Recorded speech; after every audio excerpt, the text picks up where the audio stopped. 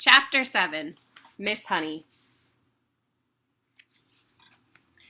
Matilda was a little late in starting school. Most children begin primary school at 5, or even just before. But Matilda's parents, who weren't very concerned one way or the other about their daughter's education, had forgotten to make the proper arrangements in advance. She was 5 and a half when she entered school for the first time. The village school for younger children was a bleak brick building called Cruncham Hall Primary School. It had about 250 pupils, aged from 5 to just under 12 years old. The head teacher, the boss, the supreme commander of this establishment, was a formidable middle-aged lady whose name was Miss Trunchbull. Naturally, Matilda was put in the bottom class, where there were 18 other small boys and girls about the same age as her. Their teacher was called Miss Honey, and she could not have been more than 23 or 24. She had a lovely, pale, oval Madonna face with blue eyes, and her hair was light brown. Her body was so slim and fragile, one got the feeling that if she fell over, she would smash into 1,000 pieces, like a porcelain figure. Miss Jennifer Honey was a mild and quiet person who never raised her voice and was seldom seen to smile.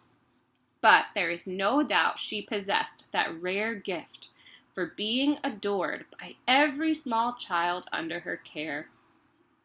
She seemed to understand totally the bewilderment and fear that so often overwhelms young children who, for the first time in their lives, are herded into a classroom and told to obey orders.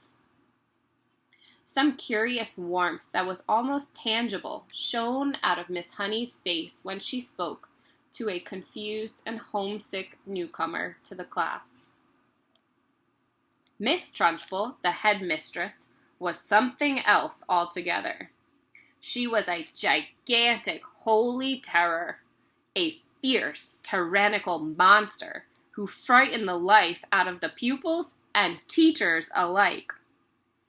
There was an aura of menace about her, even at a distance, and when she came up close, you could almost feel the dangerous heat radiating from her as if from a red-hot rod of metal. When she marched, Miss Trunchbull never walked. She always marched like a stormtrooper with long strides and arms a-swingin'. When she marched along a corridor, you could actually hear her snorting as she went. And if a group of children happened to be in her path, she plowed right on through them like a tank, with small people bouncing off to her left and right. Thank goodness we don't meet many people like her in this world, although they do exist, and all of us are likely to come across at least one of them in a lifetime. If you ever do, you should behave as you would if you met an enraged rhinoceros out in the bush. Climb up the nearest tree and stay there until it has gone away. This woman, in all her eccentricities and in her appearance, is almost impossible to describe, but I shall make some attempt to do so a little later on. Let us leave her for the moment and go back to Matilda and her first day in Miss Honey's class. I want to pause for a second and think about who the narrator is. Who is telling this story? Let us leave her for the moment and go back to Matilda and her first day in Miss Honey's class. So is Matilda telling the story? No. Someone else is telling the story, someone who we don't actually know. The author, Roald Dahl, is using a third-person narrator. So we're looking at the story happening through this narrator's point of view. And he or she is just observing the situation, and they're the one that's telling us about what's happening. After the usual business of going through all the names of the children, Miss Honey handed out a brand new exercise book to each pupil. "You have all brought your own pencils, I hope," she said. "Yes, Miss Honey," they chanted. "Good. Now this is the very first day of school for each one of you. It is the beginning of at least 11 long years of schooling that all of you are going to have to go through. And 6 of those years will be spent right here at Cruncham Hall, where, as you know, your headmistress is Miss Trunchbull. Let me, for your own good, tell you something about Miss Trunchbull. She insists upon strict discipline throughout the school, and if you take my advice, you will do your very best to behave yourselves in her presence. Never argue with her. Never answer her back. Always do as she says. If you get on the wrong side of Miss Trunchbull, she can liquidize you like a carrot in a kitchen blender." "It's nothing to laugh about, Lavender. Take that grin off your face. All of you will be wise to remember that Miss Trunchbull deals very, very severely with anyone who gets out of line in this school. Have you got the message?" "Yes, Miss Honey," chirruped 18 eager little voices. "I, myself," Miss Honey went on, "want to help you learn as much as possible while you are in this class. That is because I know it will make things easier for you later on. For example, by the end of this week, I shall expect every one of you to know the two times table by heart. And in a year's time, I hope you will know all the multiplication tables up to 12. It will help you enormously if you do. Now then, do any of you happen to have learnt the 2 times table already?" Matilda put up her hand. She was the only one. Sorry, I didn't show you the picture on the last page. There's Miss Honey passing out all the booklets. Now then, do any of you happen to have learnt the 2 times table already?